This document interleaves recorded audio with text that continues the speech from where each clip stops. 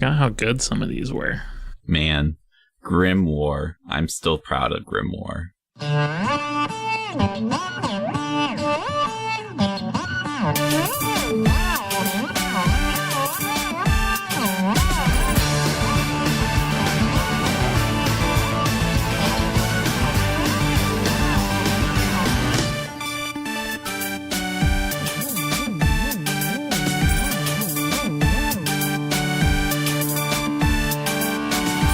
Hello and welcome to Double Issue. My name is Quentin, and with me today is... Me, Daniel. And this is a show where we create a superhero universe together through short stories and world building, brainstorming type stuff. This is part 4 of Villains. Yeah. If you haven't listened to the first 3 parts, go listen to those. If you haven't listened to any episodes, go listen to part 1 and 2. And in 3 Villains, we're kind of doing a recap as we go. Yeah, we thought this would go a lot faster, but it's taken a little longer to get through everybody. We got a lot of characters. Yeah, we do. And we got quite a few more to get through now. Okay, so the next set of heroes come from my story in the Cafe Infinity. And we start off with Graham. He's a Martian, and he has one of the relic weapons. That's a special sword, and he's a octopus fishy man. Okay. Same race as Ichival, Martian. Yeah. Their weapon was a sword that what was the actual mythological Graham? It was in the Volsugna saga, used by men in Volsung. Did we determine it broke into pieces can assemble itself back together? Because I think I remember that, and it sounded really cool. So in the story, in the mythological story, Odin breaks it into pieces. Yeah. But so my thought was, do you remember the end of the Final Fantasy Advent Children movie where they break that one sword apart into a bunch of swords? Sure. Okay. My thought is Graham can do that with his sword. And he breaks it out into as many swords as he has hands, and he just fights with all of them at the same time. Yeah. I think I mentioned with almost every weapon we make like this, how you could just throw some pieces behind and then reassemble it together. Yeah. And you just got pieces of sword flying through. Yeah, that's his final attack is Sword Cloud. Yeah, hitting someone with an intact sword, it breaking on them. Then when you got the hilt on the other side, all right, reassemble. So let me see. What did we do for Ichibal's? Wasn't it the whale? Yeah, guns all over. Yeah, Whale Burt F guns all over. We have Mega Dragon was another, and Sphinx was the other super big monster. Yeah. What if he fights something like a Stone Guardian or some sort of big menace? You keep seeing he, but I believe Martians are all gender fluid. Yeah, they are. I guess that means they could be a he. Yeah. You could be right now. Okay. Yeah. You were definitely doing it consciously. I know. I need to get better at that. And the stone being could be called Kilo. Yeah, just Kilo. Like hello? Yeah. Okay. Kilo. I like the idea that just, every couple of months, hey, Graham, it's back again. You got to drive it back into the ocean. Yeah, it's just kind of a nature monster. I was trying to think. There's the original Sentai monster movie, or, wait, what's the actual kaiju? Because that's what I was thinking about. I forgot to bring that up. Colossal. No, that's a new one. Dang, what's the old one? So is this a huge rock being? Yeah, I was thinking a couple stories tall. What's considered one of the earliest kaiju films is about just a giant golem-like monster that attacks people attacking a village. Kaiju rock. Nope, that brings up the movie Rampage. What if it was it lived underwater, and that's where all the Martians lived. So they're living underwater. Yeah. And there's this spot that's a collection of rocks. The legends say that this was a powerful ancient being, but it's long past the days since those legends. So Martian teens go out and they have a coming of age type thing where it's you got to go up and carve your initials into the rock. or you got to carve something into the rock, and it's just kind of like an initiation thing. Like, I'm tough enough, but one day enough people have carved, or enough Martians have carved their stuff into the rock that it has penetrated like the outer skin layer, and it awakens. Oh, I like it. So it's got a bunch of Martian symbols all over it. So maybe it has like a glowy script look to it. It's pretty good. That works. So the films I was thinking of were Daimajin, Return of Daimajin, and Wrath of Daimajin. Okay. And it's like a pretty good-sized stone monster that looks like a soldier. But it looks like most of the film is about feudal Japan. And then in the last 10 minutes, 20 minutes of each, she shows up to wreck face. Okay. All right. Kilo. Graham. Yeah, for Graham. So that moves us on to Flare, who's a fire-based hero. In this scene, he was just kind of talking to Quake and Amy. Mm-hmm. So we didn't really see any of his powers yet. Okay. Villain idea. Eon. So he could be Flareon? Yeah. I mean, Eon does sound like a pretty good villain name. Should put that in our back pocket. Yeah. Let's see here. Eon. An indefinitely long period of time. So he could just be a time-based villain? Something like that. It doesn't have to be for flair, but yeah, I think it's a cool name. Yeah. Let me think. I don't necessarily want to do just like the opposite. Sandyman. Sandyman. Just a Sandyman, a good Sandy boy. That could be interesting, though. Maybe like a glass fighter? Glass cannon. I think that works. A literal glass cannon. So maybe he has sand powers and then uses glass as like sharp things to throw. Guess one way they could fight Flare is try to trap them under like a glass thing and run them out of air. They're just like Flare's shooting fire back and forth, and he's building up a lamp to put around them, or a jar. Yeah. I don't know. I think that works. Yeah, that's okay. Yeah. All right. So that brings us down to Discus. Discuss. Yeah, he's a robot that throws frisbees. Okay. I think after Artificial Insurrection, they joined up with hero groups to do their part. Death discs. Just razor sharp frisbees they're throwing. I think they're just so heavy. A little bit of both. Yeah. Their discs are probably like ammo. They can vary it up depending on the situation.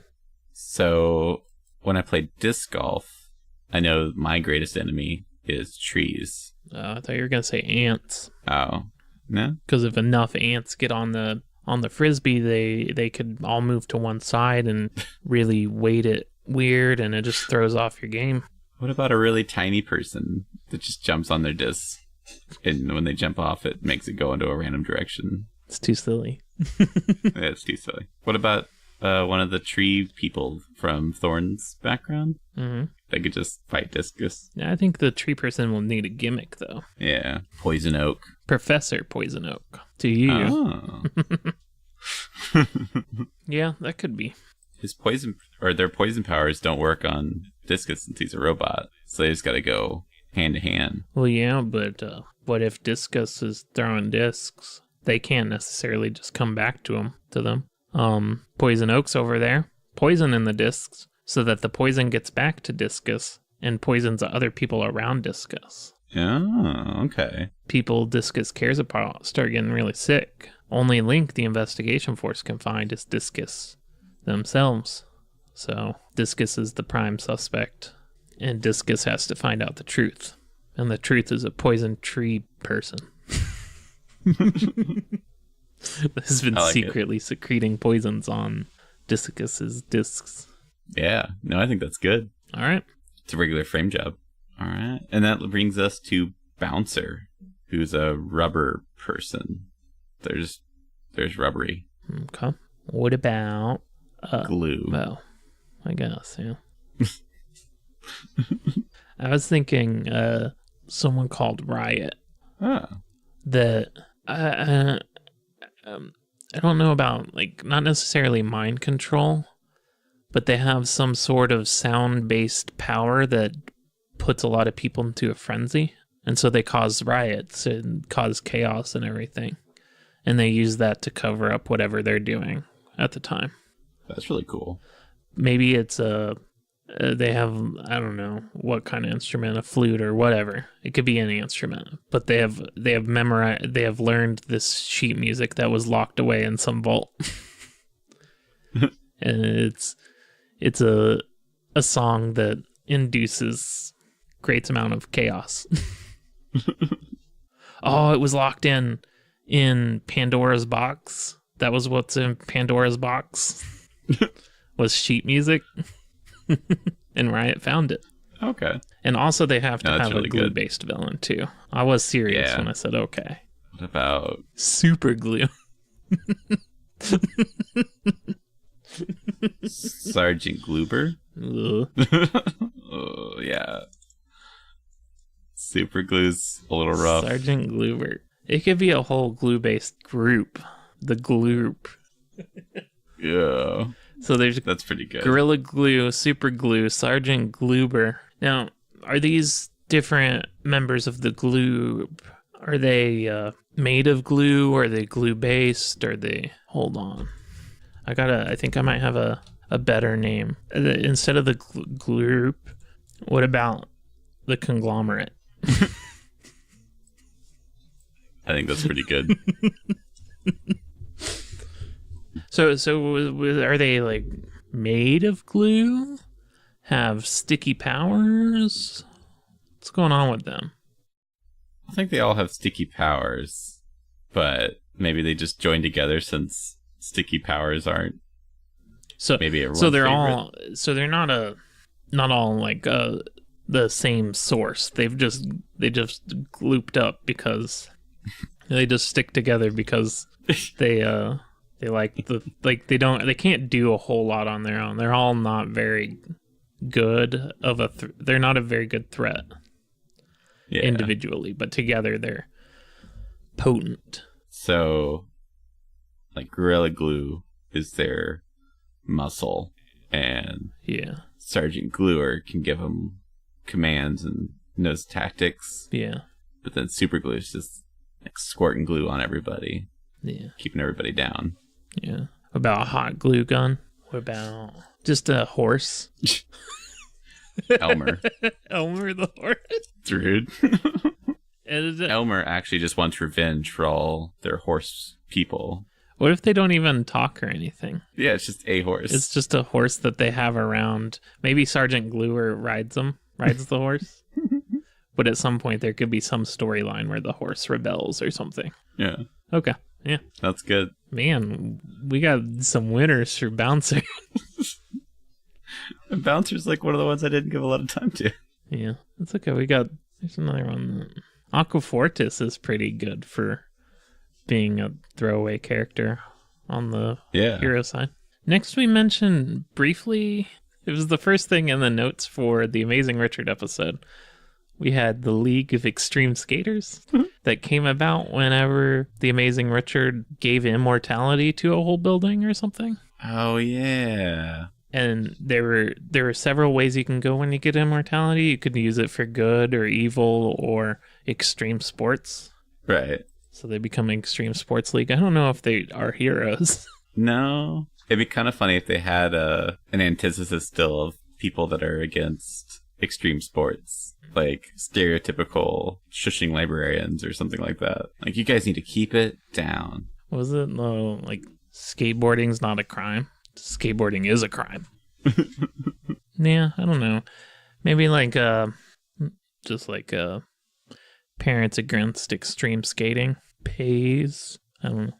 Parents stopping skateboarding teens. Psst. So you had parents against coordinated extreme skating. So it's peace. That's actually paces. Oh, paces. Which is also a word, so that works out.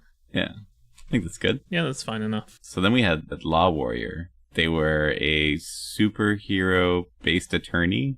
Yeah, they had different law-based powers, like habeas corpus, and I think there was binding contract or something. Oh. If they did a handshake, they compelled the other person to stay to that agreement, binding agreement, maybe. Yeah. At one point, they become evil and become the law warlord in a different dimension. Now, Oh, yeah. sometimes rival, never enemy is defender-defendant, or defendant-defender. Yeah. They're sometimes on the opposite side of the aisle, but I think they have the same code of honor, though. yeah, they're both friends. They both see each other as good people, but they do go head-to-head occasionally. What about, like, a crooked judge or another attorney that's evil? Well, I was thinking crooked judge. What if you make the J crooked? And if you make it crooked enough, it's almost like an F for fudge. Judge Fudge. Yeah, they're silly. They make a mockery of the court. And Law Warrior's not going to have that. They just like play a bunch of pranks and don't take anything seriously. They should have some sort of dimensional powers, because I couldn't see a good running law system allowing someone like Judge Fudge on the bench for too long. If they buy off enough of the politicians, they'll never get impeached. This is true. All right. I'm into it. But they could also have like mind powers or something that lets them stay there and pop up again and again. Yeah. What about defendant defender then? Same villain. Same. No, I don't know. Oh, what's the word for the guy that makes people swear in? Like the bailiff? Yeah, an official of the court who keeps order, looks after prisoners. What about something bailiff? Judge bailiff. That's another word for bad? Bad bailiff. No. Just bad bailiff. Bad lief. No. I think no one else believes defendant defender that this one bailiff's really bad. And every time they're in court together, he's like, oh, they're doing something not good. Well, bad bailiff is like a shapeshifter and is often hired by crooked people trying to get people prosecuted for crimes they didn't do. Oh, okay. Like, we need someone, like a mafia organization is, we need someone to take the crime for this, or the fall for this crime. We're going to make sure there's enough evidence, and we're going to hire a bad bailiff. They're going to make sure the case gets thrown against this guy. Do you swear to tell most of the truth? The whole truth that you like?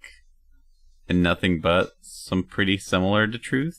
What if they've got, like, also limited, like, they can make the whoever's on the stand kind of say whatever they want? Oh. Like, not... They can kind of, like, puppet them? Yeah, like, not full mind powers, but some limited form of mind powers. That's pretty good. All right. We want to move on to Giant Amish. Yeah. They were one of the Amazing Richard's experiments gone wrong. Or just gone. They're just a giant Irish person. Irish? Amish. Yeah. They fight a sentient barn. Too much? Yeah. Yeah. Well, what if they just kind of fight other big things that have... just like giant cows that are on the loose, or giant ducks. Yeah, like this ant got more of the giant rays than we did in the town. I gotta fight it, this giant ant. Because I don't know if they're part of the larger superhero community or just kind of defending their giant village. I mean, I think giant Amish would just want to help out. And so when a giant monster rolls into town, people might, like out in the rural areas, might be like, well, I guess we should just, give this guy a call and he'll come out and wrangle it. Yeah. Then we had, I don't know if we decided a name, but all of the superheroes that were lost in the zombie event that we haven't described very much at all.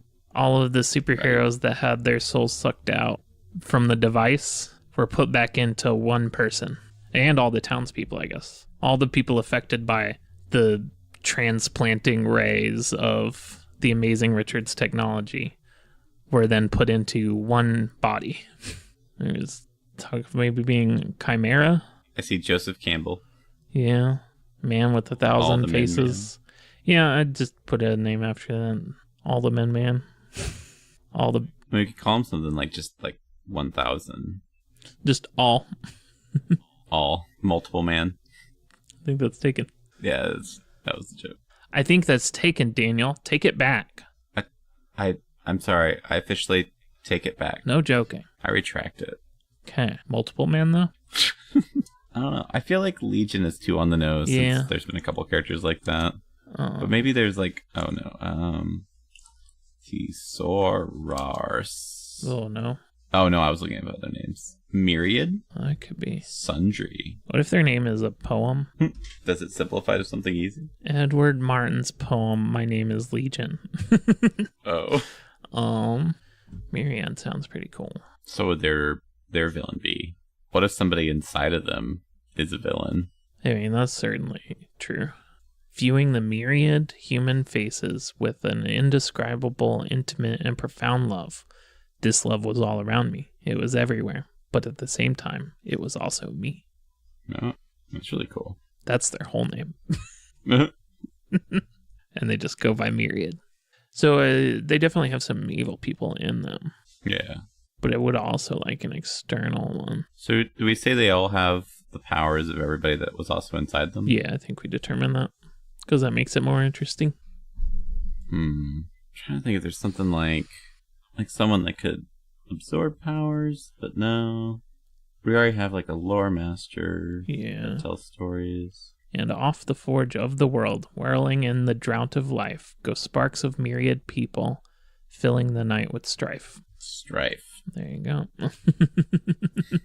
Oh yeah, this is something I remember now that I'm reading Myriad in these different situations. I heard a while back that when you say myriad, it's you don't say a myriad of faces. You just say myriad faces. Oh. I heed them not, or if the subtle night haunt me with deities I never saw, I soon mine eyelids drowsy curtain draw to hide their myriad faces from my sight. I don't know, what would be a good counter? I mean, they probably have they have all of the supervillains of the people that are inside of them. Then they have supervillains inside of them.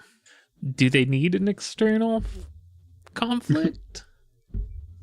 Well, what if there's either somebody similar to them, but maybe with like less people or something? Yeah, that could be. Or maybe they want to join in. Oh. And Myriad's like, no, it's too much. But what if Strife has powers that makes it hard to concentrate? So against most people, it's just debilitating. But against Legion or Myriad, it's actually pretty bad. Yeah, it's just Riot.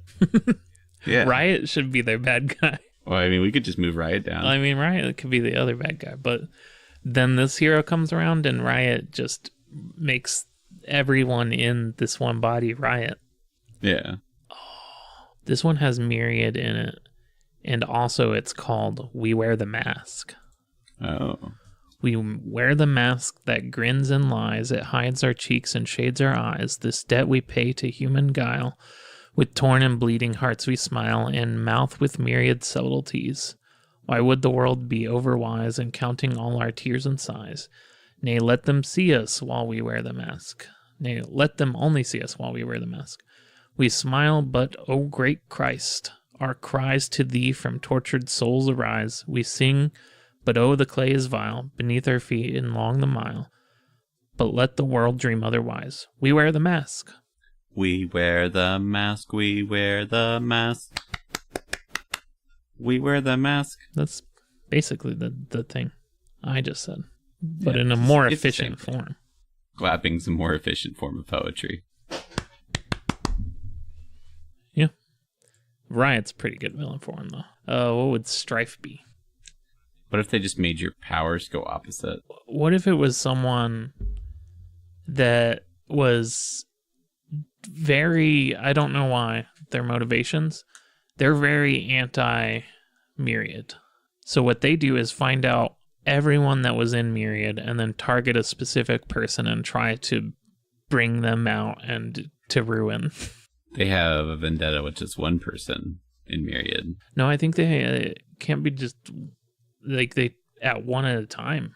But I think they got to be able to target a new weak spot every time.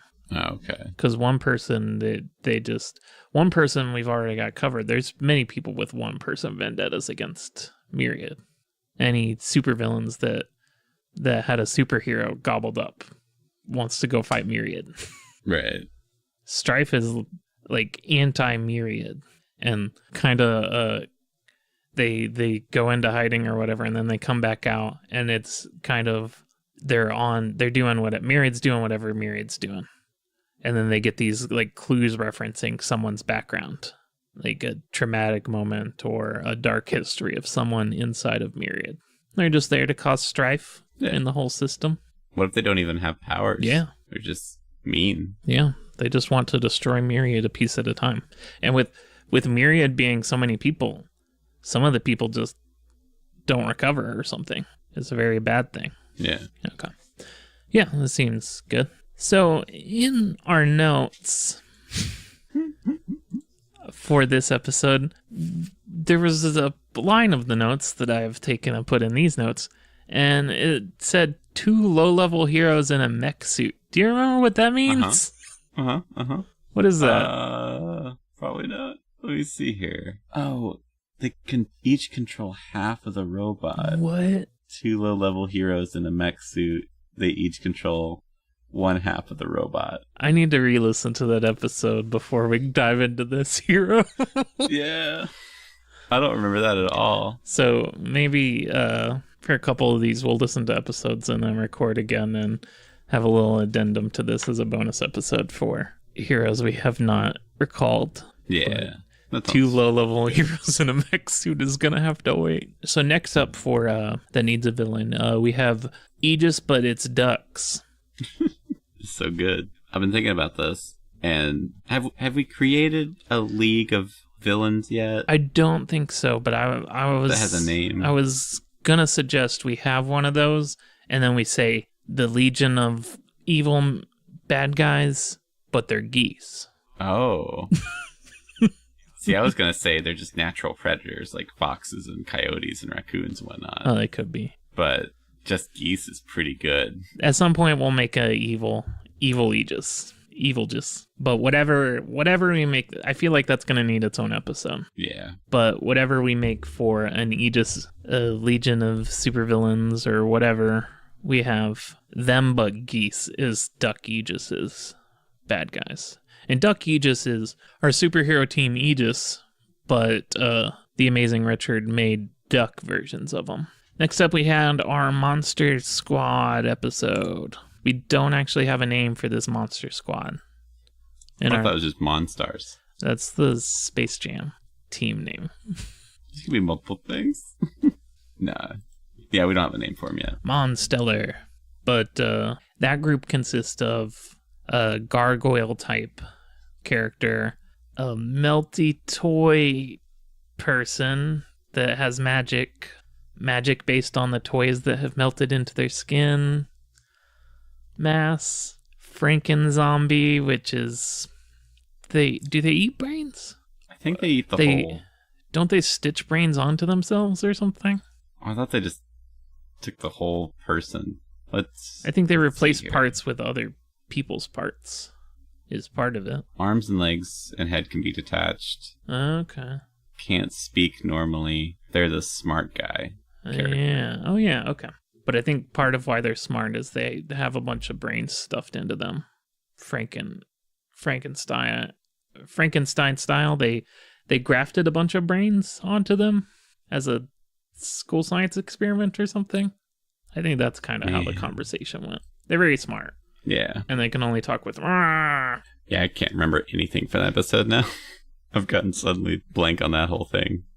Yeah. But yeah, I remember they were smart but had trouble communicating. So I thought there was something like they get the intelligence of the brains they eat. That might be part of it. I don't know. I've kind of got an idea of them. So we already have a set of villains for the team as a whole. Right. But we could come up with another person they fight or group they fight. Yeah, because they have the Abacus, Hive Mind, Wardrobe, The Incident.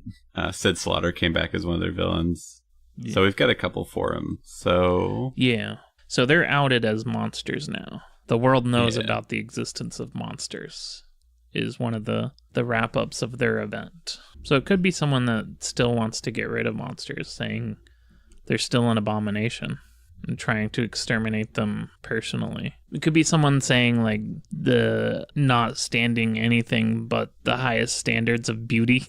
Oh, like a superstar model. Oh, the most beautiful person in the world. An evil plastic surgeon. Yeah, Dr. Evil. Dr. Beauty? That seems a bit simple. Yeah. Blemish. Who's a cat? Oh, you're not. You're not in on the Magic Tavern. Oh, no. I'm further into Magic Tavern, but I'm not that much further. Could be something with a mirror, something with perfection, something with symmetry, something with beauty. I'm just thinking of the bad guy from Escape from LA. That was a plastic surgeon, as played by Bruce Campbell. What about... Smiles. Oof. That's frightening. Face Off. Glamour. That's kind of cool. It feels a bit off from their goal kind of deal. Yeah. But I do like the name because it's not exactly glamour they're going for. I feel like maybe glamour is a Sensational Six villain. Glitz and glamour. Oh, do we want to move them down to Sensational Six? I feel like it's gotta. Those seem like sensational words. What if they're the golden ratio? The golden ratio. 1.618033988875. It continues on. It's irrational. What about Ventruvian? And it's a guy with 2 sets of arms and 2 sets of legs. Okay. It's like an android built by Leonardo da Vinci. I don't know about an android. What if there was the Vitruvian Man and Da Vinci just sketched that dude? This is the Vitruvian Man.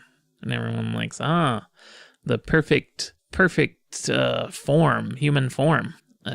Actually, is a guy named Vitruvian. Yeah. That's just who he is. What if Vitruvian also has a gold pet rat named Io? That sounds good. And the golden rat Io. They're a monster, but a beautiful monster. Yeah, they are a monster with the extra legs and arms, but they're beautiful. I just put together what you meant by golden rat IO. I had to write that one out to see it. Yeah, I saw you typing it out and then it being just ratio. But no, I like that. They're a pretty monster, and they want to beautify the monster world. Yeah, remove the blemishes. Monsters are okay. Ugly ones are not. I like that though. Da Vinci once sketched me because I'm so beautiful.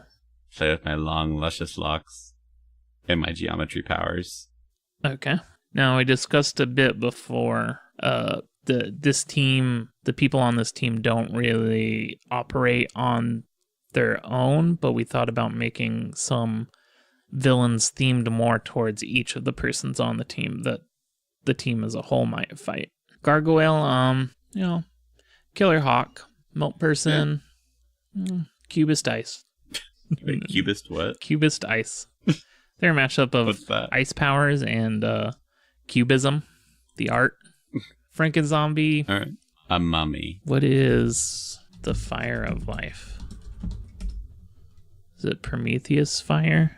Prometheus steals the fire. What is it? Fire.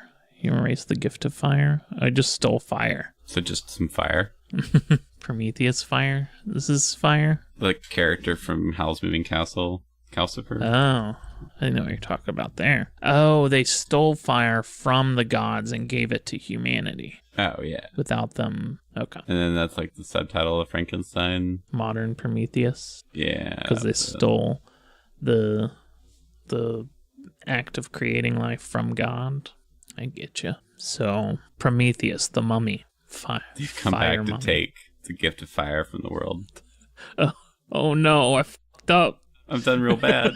I gotta take this fire back. They're trying to take all the fire, and it's just there's just so much of it now. They all know how to do it. But really, it could be a mummified god that's just trying to get around, and it can touch a living being and take their fire of life. Ooh. But also, it could just take energy from fire. Just like turns the lights off. Yeah. But the wrappings, if the wrappings get exposed, just like violent energy bursts out from behind. There's just like so much energy in this container because it's been going for a while. Yeah. If you get enough of the wrappings off, a bunch of birds come down and peck out his eyes and intestines. Is that the thing? Yeah. That was like his treatment, was the birds kept pecking him out. Okay. Do we actually want to go back to any of the ones I said before this one? Flush them out at all. Killer Hawk and Cubist Ice for the other two. He kind of talked about Cubist Ice. He just makes cube art out of ice. What was Killer Hawk? Just a bird person that has a vendetta against them. All right. This is how I actually imagined our villain. When I envisioned villains as one episode, I imagined us going through and just like saying a name, and that was a villain they had. Oh. I do like that we are giving more of a backstory, and in a way we're kind of creating, at least for some of them, a little storyline that goes with their villains and how they might crop up again and again. What if Gargoyle used to have a pigeon that sat on him every day, and becoming a living creature and moving around really upset them, and the pigeon's just trying to drag them back up to their roost, but they go by Killer Hawk. It's just a pigeon. Just a big pigeon. Everyone's like, I think it's fine. I don't think that pigeon really is going to bother you. And it's just staring at him. What if it starts out that way, but then the pigeon eventually, it's not a talking pigeon or anything. This is a Chicken Boo type scenario where the pigeon eventually creates a whole mafia organization, a crime family that they're the head of to try to get Gargoyle back. That's their sole thing. But there's a whole drug trade and trafficking and racketeering that they're the head of. But they are just a pigeon. Yeah. I feel like it's got to be something else now, like Papa Pigeon. That seems pretty good. Yeah. I like that. Okay. Intern. We already have one intern-based villain. Yeah, an intern that went bad. In this form of the incident.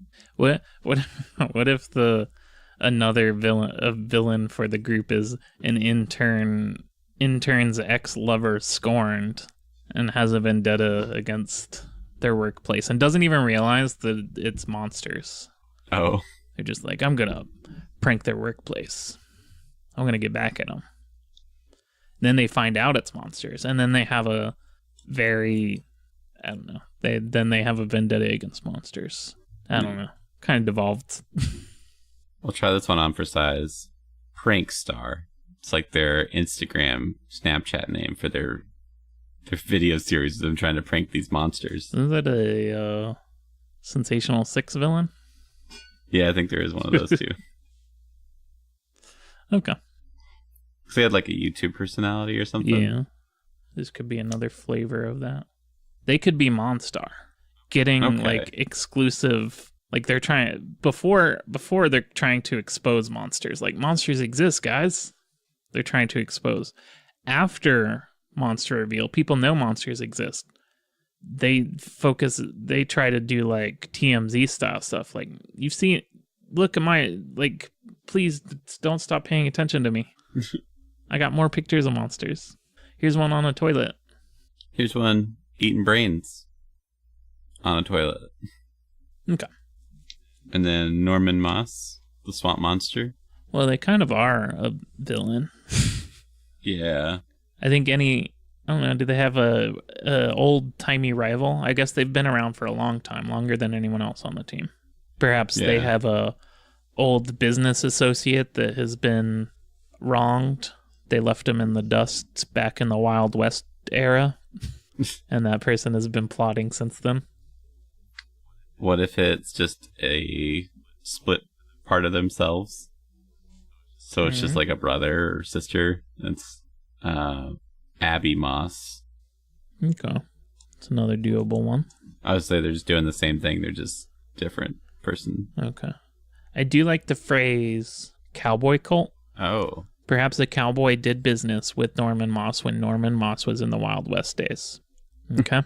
I like it. This cowboy went off on their own, and they wrote basically a Bible worth of text about the evils of monsters and all this stuff, and died in a cave.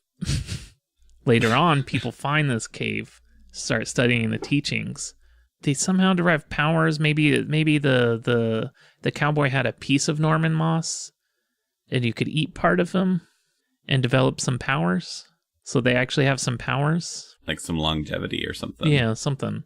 Some regenerative properties or something. But there's a whole cult around this. And then Norman Moss is, of course, the devil in their religion. Yeah. And so the cult is occasionally trying to kill Norman Moss. And then it turns out they're kind of right that he's evil. But at the time that the monster squad is trying to defend Norman Moss because they don't know. Yeah. Okay.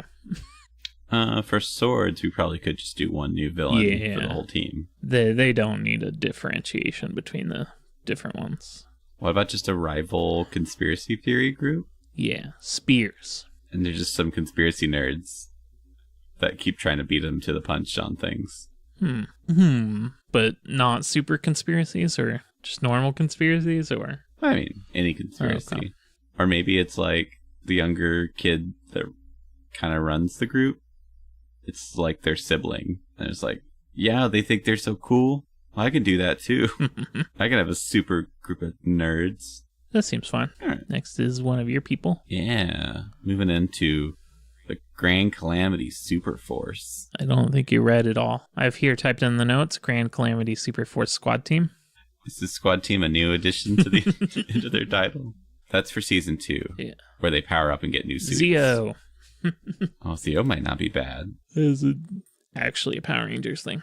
Oh, right. Power Rangers Zeo. But yeah, they're a Power Ranger proximity because they're from an alternate reality of Earth where Aegis is bad. Is it not just Aegis is bad, but Aegis is like a whole military force or something? Or did I make that up? Yeah, they've taken over the world and they've distributed powers to people. It's kind of like Worldbuild, where from I think DC, where they've made the whole world into a weapon. Kinda. Okay. Do they have like do they have a more galactic presence in this? I think they're working that way because they have these interdimensional spaceship things and giant robots, and so I think they're much more of a universal threat. But the Grand Calamity Super Force is a group of those people that ran away, and they've got like the leader and the smart one, the strong one. Okay, so what if the bad guy is like a witch that sits in like an interdimensional moon tower and just throws down lances and makes things big? Makes giant monsters. Yeah. I mean, that's pretty good. But what if it was her ex-husband who had no skin and threw a trident instead? Yeah. What's the one Power Ranger villain we already invoked in this series sometime? During the Quake episode? No, during the Quake episode. During the villains, we had Ivan Ooze, but... There was the lava monster guy. I put in a quote from them in the episode itself. Oh, yeah. I mean, we could make something even just dumb, like the stoplight guy. Stoplight guy? Did you ever see that? Oh, you're talking about like a monster of the week type thing. Yeah. Okay. A pumpkin man that when I was a kid thought was Smashing Pumpkins because I had just heard the name of the band Smashing Pumpkins, and then also my point of reference for that Pumpkins was Power Rangers monster. I pumpkin in both of them, so I just kind of assumed they were one and the same. I had the action figure for the eyeball guy, and for whatever reason, I thought he was just great. That's unrelated to your story. But no, that Smashing Pumpkins is really good. I can't think of what I thought Smashing Pumpkins was at that age. Pumpkin Rapper from Mighty Morphin Power Rangers. Oh, he's a rapper too? Oh, yeah. Oh, and he raps from this article. It even requires a rap to summon him out of the ground. Oh, no. I gotta watch a clip now. Power Rangers, you have a dangerous mission ahead of you. Behold the viewing globe. It's just a bunch of pumpkins. No, Zach. They are Rita's evil doings. These pumpkins can attach themselves to your head, making it impossible for you to see or breathe. Oh my gosh. When the biggest of them ripens, it will turn into Rita's newest creation, Pumpkin Wrapper. Zordon Then what can this monster do? He will try to distract you with his clever raps and rhymes. Then he'll wrap his vines around you and destroy you. Pumpkin rapping is about to happen. Man, Rita's got some evil tricks going on this time. You must go to the park and find this monster before he ripens. Man, what a whopper! Come on, guys, let's wake this vegetable up. Yeah! It's trick or treat. You're incomplete. To the Power Rangers you can be. All you are It's pumpkin meat.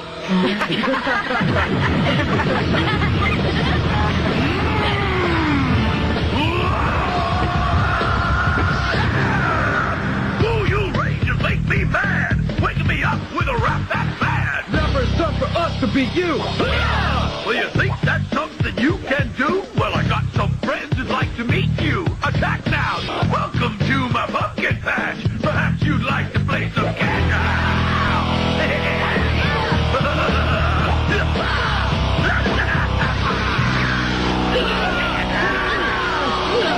Be the first one on your block to be a mega pumpkin shock. Okay. Well, yeah. So pumpkin wrapper. What about Pumpkin Smasher? Someone just going around smashing pumpkins. And it's right before Halloween, so they need all of them. All the kids need all of them around town. Do these kids go to, like, high school? Yeah. Okay. So they just kind of blend in, even though they're from a different dimension. We haven't gotten to episode 2 yet, but they're going to be like, we got to learn, though, what's going on this planet. Yeah. Best place for us to fit in. High school. Think Pumpkin Smash is good. It could be like the orchestrator that weasels their way into school and then makes everyone sing. There's endless number of villains. Oh, yeah. I was thinking of Sylvdar instead of Goldar. That's one of them. Svildar. Galaxor. He's the interdimensional gladiator guy that fights him. Okay. But yeah, that's about on par for that team. I mean, they're Monster of the Week people. I see here you put Shadow Doom in the list. Yeah. Are you actually letting him into the proper fiction? I didn't think I barred him from the fiction. Oh, no. I was just astounded that you've been hinting at a character called Shadow Doom for a while. Wait, Shadow Doom was a villain, wasn't it? Yeah, that's the reason I was... Oh, yeah. My bad. I thought they were a hero. I couldn't remember because we barely talked about them. There's just background pieces of their armor in some episodes. Yeah. No, I messed up on the list, though. Oh. They're not allowed. Well, we made a joke about... Because I was like, yeah, they used to be a good guy. And you're like, you're doing that with a lot of characters. Oh, I think you probably were. Yeah. Nah, most of the stuff you say I don't really actually have a problem with. Yeah. Or if I do, it's like a dumb thing. And then it usually ends up being what you wanted. Like, I don't think that name sounds very good. And then we'd sit here for 10 minutes and then it's like, well, I guess that name. Do Mouse. Yeah, hey, I didn't protest that one too much. I just thought it was a thing. Yeah. Shadow Mouse. Okay, so Shadow Doom is already a bad guy, so we don't need to give them a bad guy. And that's where we have to end this week. Join us next week for more villains. Here's our outro. Yeah, email us questions, comments, things we forgot, little bits to doubleissueshow@gmail.com. So you can follow me, Daniel, at Guare on Twitter. And I'm at Quentin Pongratz on Twitter. We got website, doubleissue.show. We got Twitter, Double Issue Show. Facebook, WordPress, Discord, Instagram. Come join us online. You want to see 8 minutes of the sketch show? I'm sorry, 9 minutes of the sketch show. Kelsey Grammer, go check our Discord. We got the clip. Also, return of Dimension. That clip's in there. We got art. The thumbnail art is by Lisa Prather. You can find her on Instagram at Lisa Prather or online in general at lisapratherart.com. Did I say her Instagram was Lisa Prather? It's Lisa Prather Art. Our theme song is the Freeharmonics by Freeharmonic Orchestra, used and shortened under a Creative Commons license. Yeah, find it and other songs by Freeharmonic Orchestra on freemusicarchive.org. Next week is maybe more villains, but if this is the final villains episode, we'll be at you with everyone's turned into drinks. And then we'll see where we go from there. Let's say at some point we'll do Citadel. Oh, yeah. Worldbuild 2. Yeah. Part we 2. just have to have more coordination on that one. The end. Forever. And we all lived happily ever Bye. after. Out. Woo. Oh, cool. Now we can get back to making things. Make a few more and wrap this up. Yeah. Sorry for my tangents. No, you're good.